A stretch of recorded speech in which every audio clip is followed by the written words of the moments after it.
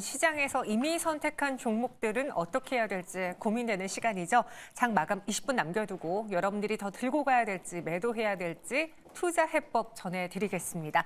변영인 대표 이성우 이사와 함께 할게요. 어서 오세요. 네, 반갑습니다. 네, 반갑습니다.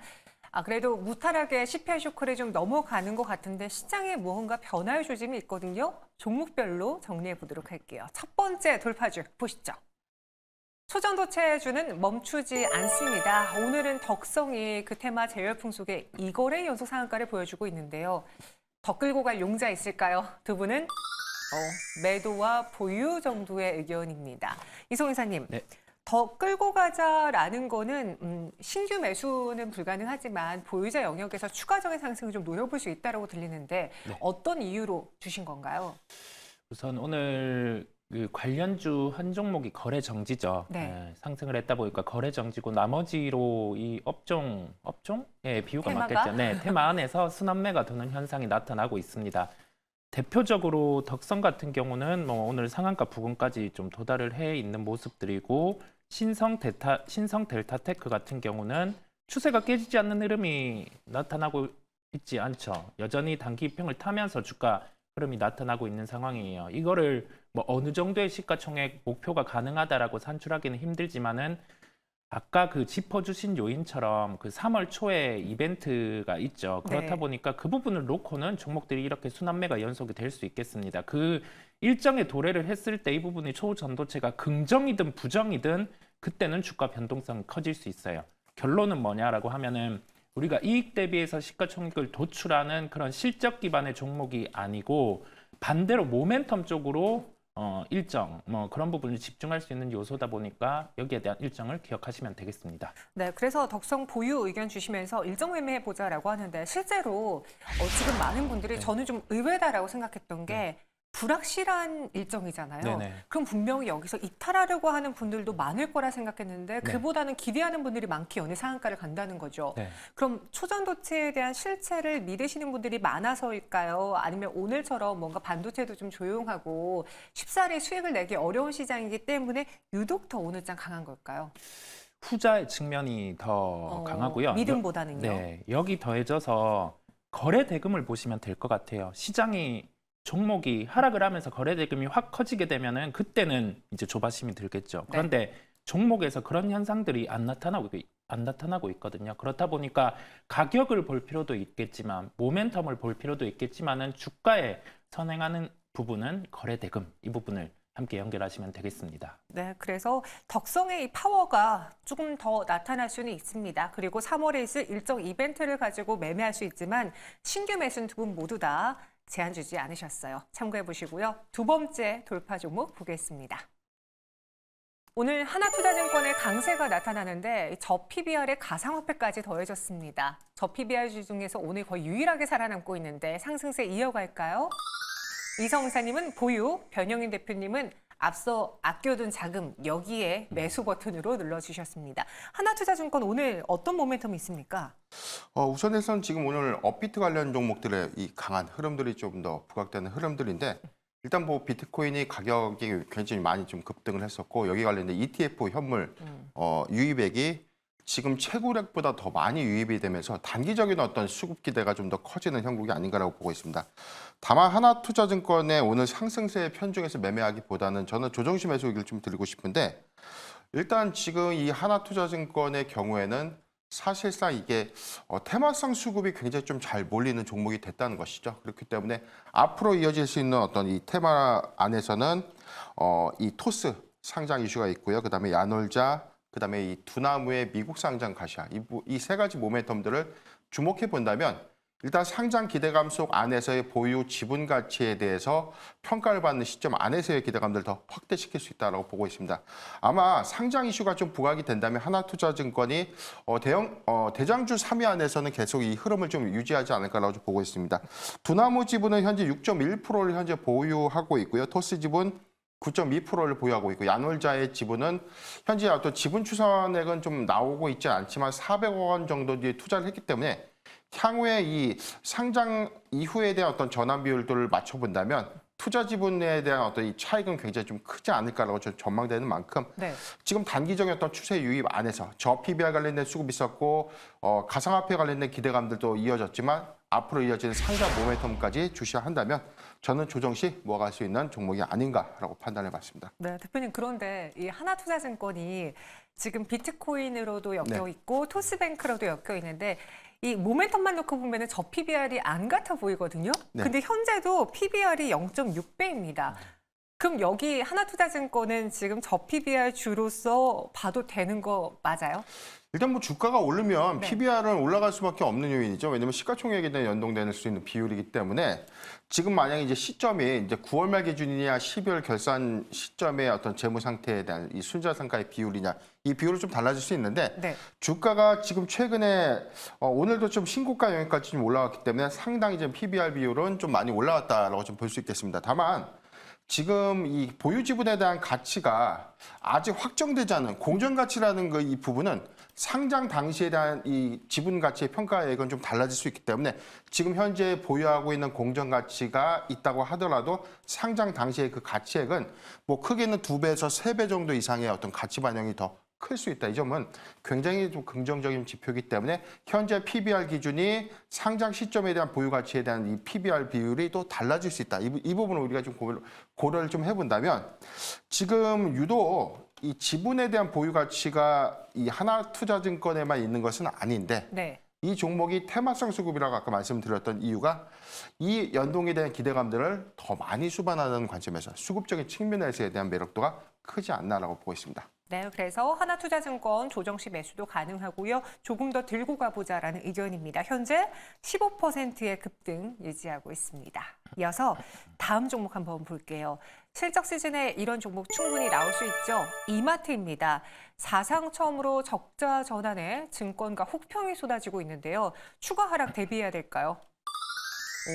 변영희 대표님은 오히려 매수, 이성웅 이사님은 매도 의견 주셨습니다. 이사님, 오늘까지 4거래 연속 하락이에요. 네. 그리고 이마트의 경우에는 제가 알기로 그 저 PBR주로 엮이면서 한창 관심을 끌다가 네. 갑자기 실적으로 인해서 바뀌었어요. 우리가 알아야 되는 게 예전에 네. 그냥 PBR이 낮다고 주목할 게 아니라 얼마나 주주 친화 정책을 펼치는지 네. 실적을 내놓는지 그에 따라 옥석가리가 필요하다라 그랬잖아요. 네, 그렇습니다. 이마트는 그럼 저 PBR주 중에서도 매력이 덜한 종목이겠네요. 네, 그렇습니다. 어. 왜냐하면 우리가 시장에서 주 사업을 보는 거죠. 이마트의 주 사업 같은 경우는 지금 뭐 스토어라든지 뭐 온라인 부분 이렇게 연결해서 사업은 영위를 하는데 여기에서 분기 적자가 나왔다는 부분은 우선은 성장이 좀 정체됐다라고 볼 수 있겠어요.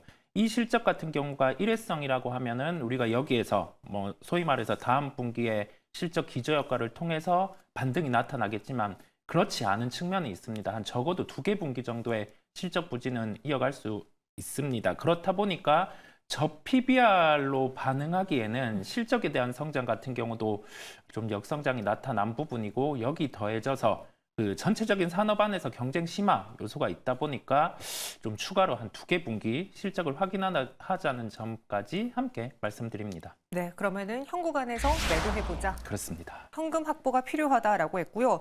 변영희 대표님은 오히려 여기서 매수 의견을 주셨습니다. 네. 실적이 받쳐주지 않는데 어떤 매력이 있습니까?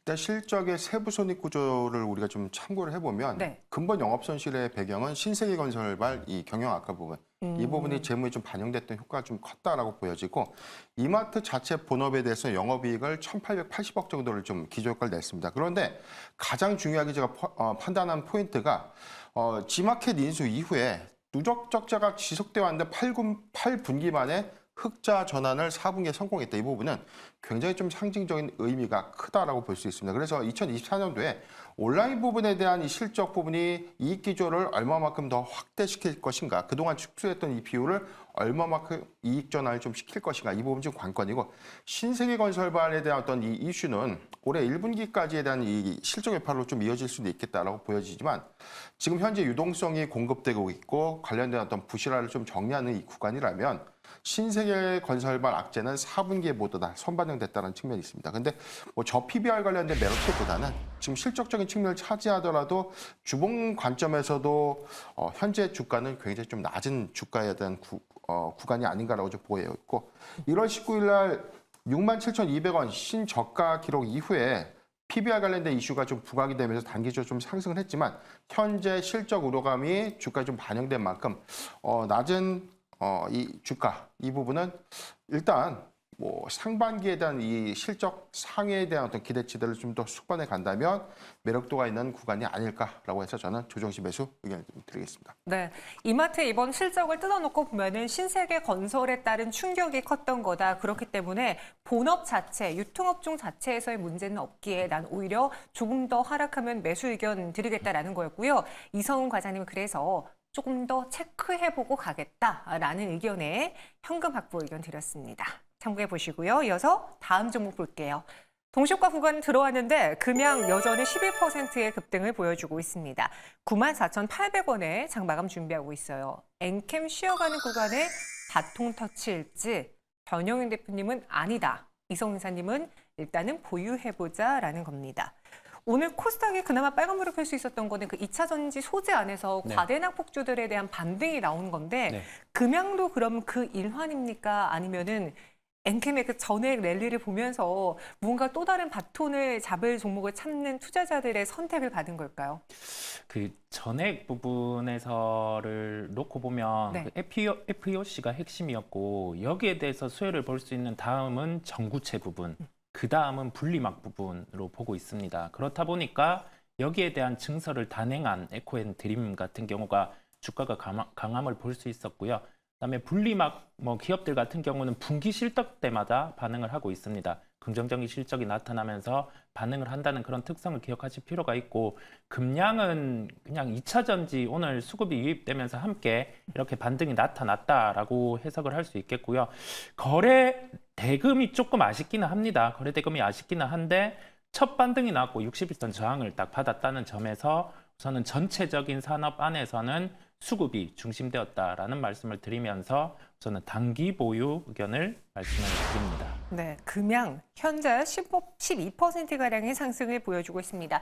변영인 대표의 경우에는 매도 의견입니다. 어떤 네. 점이 걸리는지 금양 차트 보면서 한번 이야기 나눠볼까요?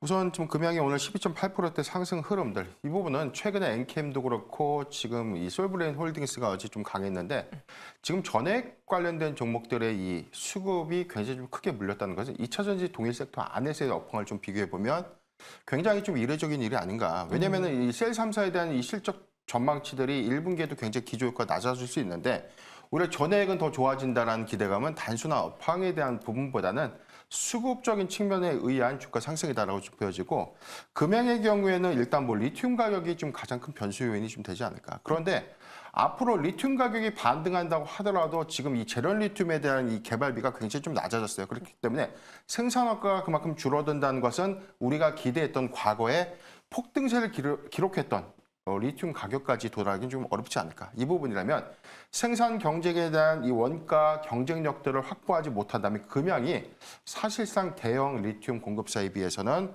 오히려 수익성이 좀 악화될 수 있는 요인에 있다라고 좀 보여지기 때문에 단순하게 주가가 올라서 본업에 대한 희망이 있다라고 좀 접근하기보다는 주가가 올랐을 때 일부 비중을 좀 축소하는 전략이 맞지 않을까라고 판단해봤습니다. 네, 그래서 분할 매도인데 두 분께 다 한번 여쭤볼게요. 사실 오늘 시장에서 과대낙폭주들이 좀 반등이 나와주면서 2차 전지 소재가 좀 그 역할을 해주고 있는데 사실 다른 과대낙폭주들은 한 번씩 기회가 왔거든요. 네. 근데 유독 2차 전지주들의 경우에는 고점 대비 절반 이상 하락했음에도 불구하고 과대낙폭주로 많은 분들이 안 선택하시는 것 같아요. 그게 여전히 그래도 PER이 좀 높아서인 건가요? 아니면은 리튬가도 이제 빠질 만큼 빠졌고 전기차에 대한 업황 악화도 나올 만큼 나왔음에도 불구하고 반등 트리거가 아직 없기 때문에 재미가 없어서 안 선택하는 걸까요? 어떻게 보세요? 반등에 대한 트리거가 아직은 좀 부족하다라는 생각이 들고요. 네. 기술적 반등은 나타날 수 있는데 여기에서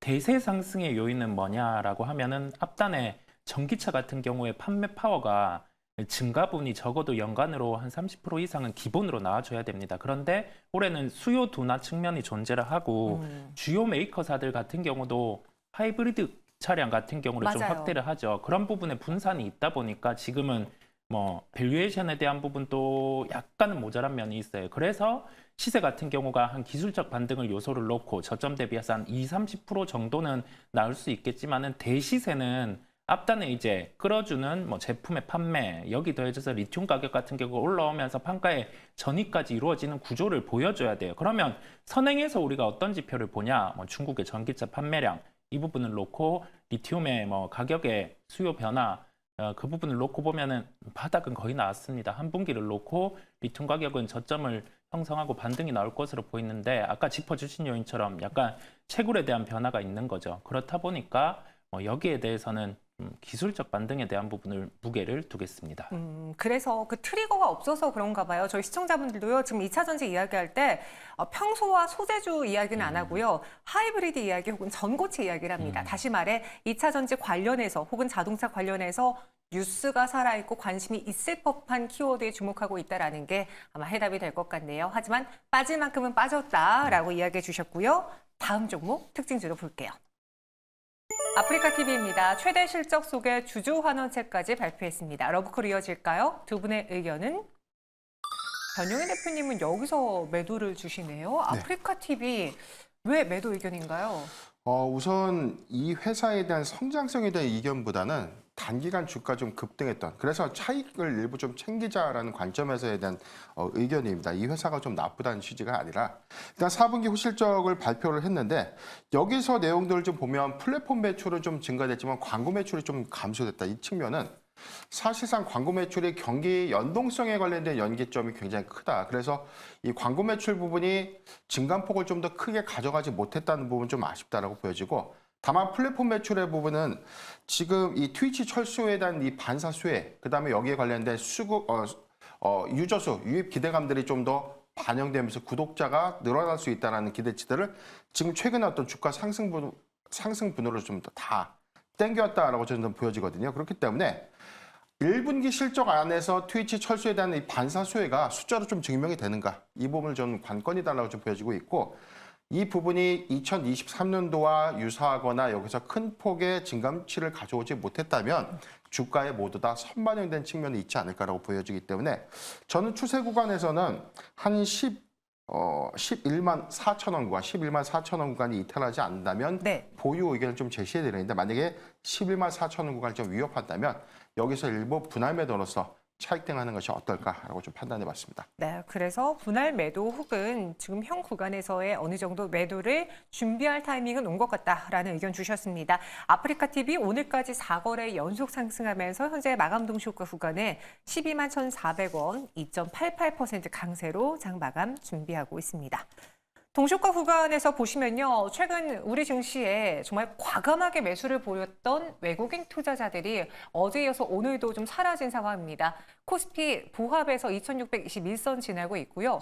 코스닥 시장의 경우에는 0.68% 강세, 오늘까지 무려 6거래 연속 상승세를 보여주면서 개인의 힘을 강하게 보여주고 있네요. 859.1포인트 지나가고 있습니다. 그럼 자세한 마감 상황과 함께 내일장 위한 종목 정리까지 지금부터 시작해 보도록 하죠. 그래도 나름 잘 버텼다라는 생각이 들기도 하는데요. 코스닥이 상대적으로 강하죠. 오히려 CPI 쇼크가 나오고 난 다음에는 성장주와 중소형주들의 부진이 나타났던 예전과는 달리 오히려 반대의 모습입니다. 따라서 바톤 이어받을 만한 종목을 찾는 건지, 혹은 최근에 많이 올랐던 대형주와 반도체주들이 조정 빌미가 되는 반면 테마주들은, 과대낙폭주들은 오를 만한 빌미를 가진 건지 좀 궁금해집니다. 먼저 이성사님, 오늘 장 정리해 주실까요? 시장의 색깔이 좀 변화가 되는 모습이 어제부터 거래소 기준으로 나타났습니다. 이 부분은 우리가 저 PBR 기반으로 올라온 종목들 같은 경우가 어제 첫 번째로 단기 입형, 5일선을 이탈하는 흐름들이 일부 종목에서 나타났고요. 그럴 때는 매수를 하는 게 아니라 타이밍을 또 다시 봐야 된다라는 면을 짚고 갑니다. 오늘 같은 경우도 이 부분에 대해서 수급이 이탈이 되면서 2차 전지 소재라든지 이런 기업들로 수급이 유입이 되는 모습들을 우리가 확인을 할 수 있었고요. 이러한 시장 색깔 같은 경우는 우리가 CPI 기점을 놓고 보면은 금리에 대해서 5월 금리의 변화가 있을 수 있지만은 거기에 대해서는 연속성 같은 경우가 낮다라는 측면이 성장주로 매수가 유입이 되는 측면을 알 수가 있겠습니다. 실적 시즌이 이제 마무리 단계에 들어갑니다. 그랬을 때 분기 실적이 좋았고 실적에 대한 연속성이 가능성이 있는 쪽들, 카카오라든지 이런 종목들은 시세의 연속성이 있을 수 있음은 지금 시장에서 보여줬다는 말씀을 함께 드립니다.